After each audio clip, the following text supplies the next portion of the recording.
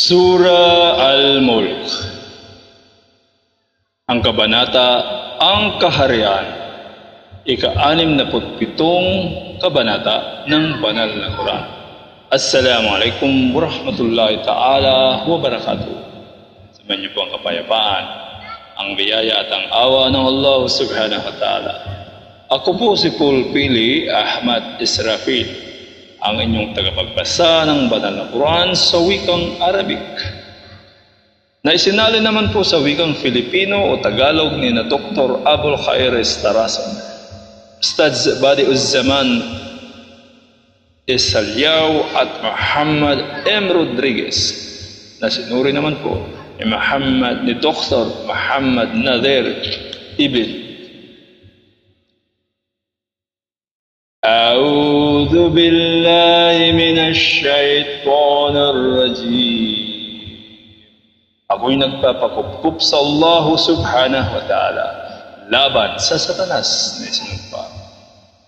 Ang banal na Quran po, ito po ang mga salita ng Allah subhanahu wa ta'ala, ang nag-iisa, bukod tangi at totoong Diyos na naglikha ng lahat. At sinabi niya po sa Surah Al-Mulk po ang kaharian, Bismillahirrahmanirrahim. Sa ngalan ng Allah, ang pinakamahabagin, ang napakamawain at ganap na mapagmahal. Tabarakalladhi biyadihil mulku wa huwa ala kulli shay'in qadir.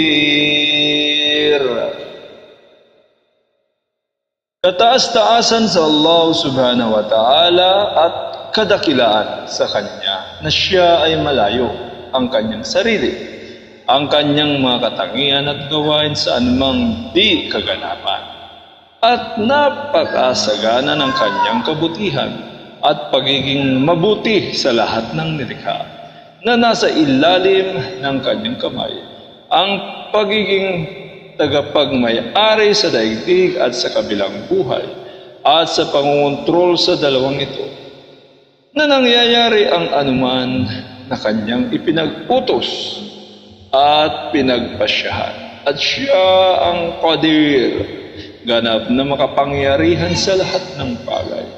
Naiintindihan sa talatang ito bilang karagdagang pagtunay ng Allah subhanahu wa ta'ala ay nagtataglay ng katangian na pagiging mayroon ng kamay na angkop sa Kanyang kamaharlikahan. Alladhi khalaqal mauta wal hayata liyabluwakum ayyukum ahsanu amala wa huwal azizul ghafur. Na Siya ang lumikha ng kamatayan at buhay upang subukin kayo o kayong mga tao, kung sino sa inyo ang gagawa ng kabutihan at magiging taos-puso sa kanyang gawain. At Siya ay Al-Aziz, ang kataas-taasan at punong-puno ng karangalan, naganap na makapangyarihan na walang anumang nais Niya ang hindi mangyayari, na Al-Ghafur, ang ganap na mapagpatawad sa sinumang nagsisisi mula sa Kanyang mga litwid. Nasa talatang ito ang paghihikayat sa paggawa ng mga kabutihan at pagbabawal sa paggawa ng mga kasalanan.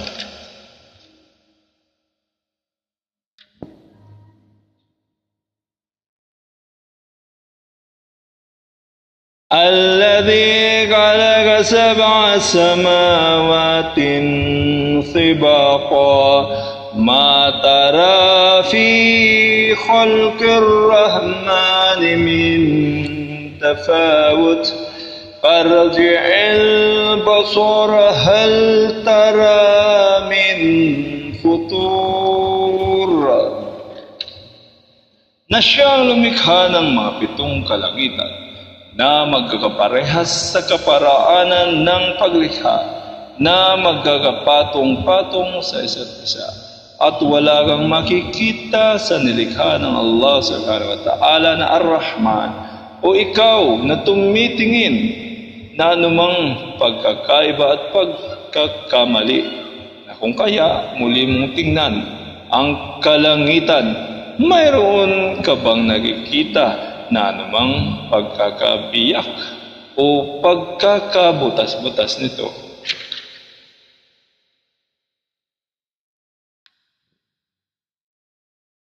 ثم ارجع البصر كرتين ينقلب إليك البصر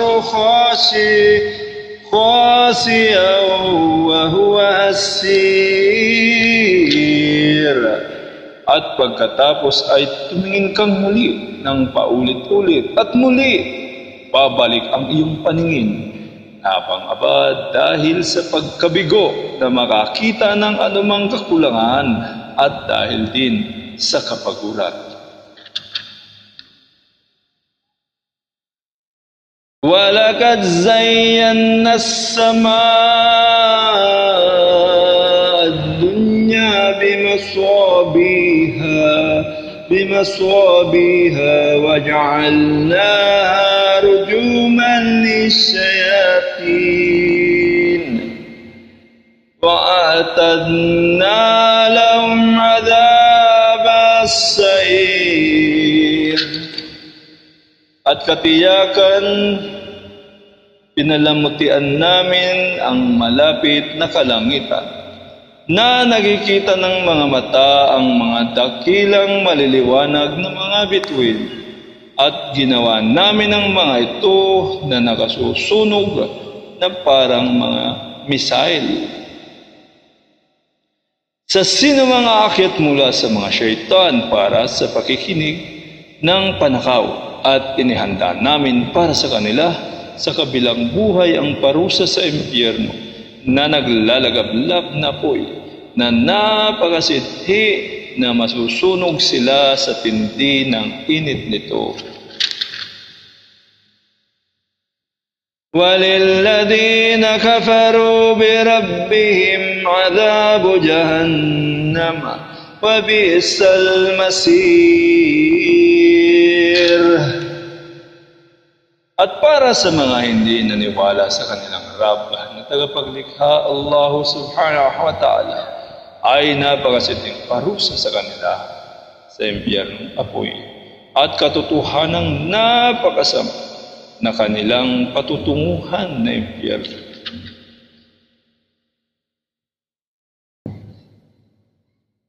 إِذَا أُلْقُوا فِيهَا سَمِعُوا لَهَا شَهِيقًا وَهِيَ تَفُورُ. Kapag inihagis ang mga walang pananampalataya sa impyernong apoy, ay makaririnig sila ng kagimbal-gimbal na ingay ng pagpulo ng impyerno. تكاد تميز من الغيظ كلما ألقي فيها فوج سألهم كزنتها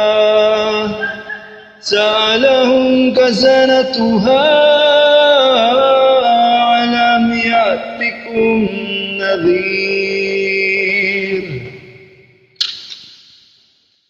Na halos sumabog ang impyerno dahil sa tindi ng galit nito sa mga walang pananampalataya.